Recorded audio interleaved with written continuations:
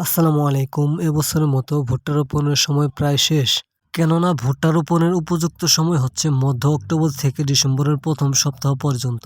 আমরা আমাদের অর্ধেক জমিতে আগে ভুট্টা রোপণ করেছি, আর বাকির অর্ধেক জমিতেও ভুট্টা রোপণের কাজ শুরু করে দিয়েছি। আর আমরা যে জমিগুলোতে ভুট্টা রোপণ করব, সেই জমিগুলো হচ্ছে ধানের জমি। এই জমিগুলোতে আমরা ধান লাগিয়েছিলাম। তো ধানগুলো কেটে কয়েকদিন এভাবে জমিতে বিছিয়ে রেখেছিলাম শুকানোর জন্য। তো আলহামদুলিল্লাহ ধানগুলো ভালোভাবে শুকিয়ে গিয়েছে। যেহেতু শীতের দিন, সকালে প্রচুর পরিমাণে কুয়াশা থাকে আর শিশিরে ধানগুলো একটু ভেজা থাকে, আর তাই রোদ ওঠার পরে আমরা ধানগুলোকে রাটি বেঁধে প্রস্তুত করছিলাম বাড়িতে এনে মাড়াই করার জন্য। জমি যেহেতু অল্প, তাই দুপুরে এসে আমরা ধানের আটি বাঁধার কাজ শুরু করে দিয়েছি, আর আসরের নামাজের আগে আমাদের ধানের আটি বাঁধার কাজ শেষ হয়ে যায়।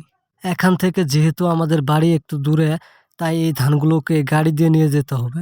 সেজন্য আমরা একটি গাড়িওয়ালাকে বলে রেখেছিলাম ধানগুলো বাড়ি নিয়ে যাওয়ার জন্য।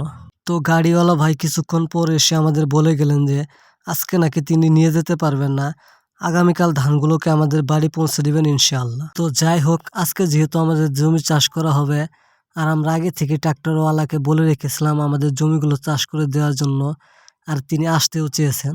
সেজন্য আমরা আমাদের জমির ধানগুলোকে নিয়ে আমাদের পাশের অন্য আরেকটি জমিতে রেখে দিচ্ছিলাম। তারপর আব্বা জমিগুলো আইল কেটে নিচ্ছিলেন বা ঝুর দিয়ে নিচ্ছিলেন। তো কিছুক্ষণের মধ্যে ট্রাক্টর নিয়ে চলে এসেছে আমাদের জমি চাষ করে দেওয়ার জন্য, আর সুন্দরভাবে জমিগুলো চাষ করা হচ্ছে। আর এটি হচ্ছে প্রথম চাষ। এরপর আবারও জমিগুলো পুনরায় চাষ করা হবে সার প্রয়োগ করার পরে। জমি চাষ শেষ করে আমরা বাজারের দোকান থেকে আমাদের প্রয়োজনীয় সার, বীজ এবং কীটনাশক কিনে নিয়েছি। যেহেতু ভুট্টার জমিতে পুষ্টির চাহিদা অনেক বেশি, তাই জমিতে সুষম সার দিতে হচ্ছে। তারপর এগুলো নিয়ে চলে এসেছি আমাদের জমিতে। তো আমি এখানে DAP, gypsum, zinc sulphate, boron, magnesium sulphate, potash সার প্রায় সবগুলোই দিয়েছি। আমি এখানে টিএসপি সারের পরিবর্তে ডিএপি সার ব্যবহার করেছি, কারণ ডিএপি সার ব্যবহার করলে 40% ইউরিয়া সার কম প্রয়োগ করতে হয়। আর সুন্দরভাবে সারগুলোকে একত্রে মিশিয়ে নিচ্ছিলাম আমাদের প্রয়োগ করার সুবিধার্থে। সারগুলোকে মিশিয়ে নেওয়া শেষ করে শেষ চাষের আগে জমিতে ছিটিয়ে দেওয়া হচ্ছে।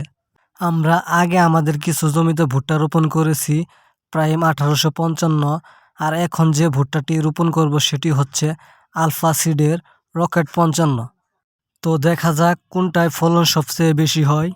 সারগুলো ছিটিয়ে দেওয়ার পরে শেষবারের মতো জমিগুলো চাষ করে ভুট্টা রোপণের জন্য প্রস্তুত করা হচ্ছে। সারিতে রশি টেনে হাত দিয়ে বীজ বপন করলে সর্বোচ্চ সংখ্যক চারা গজায়।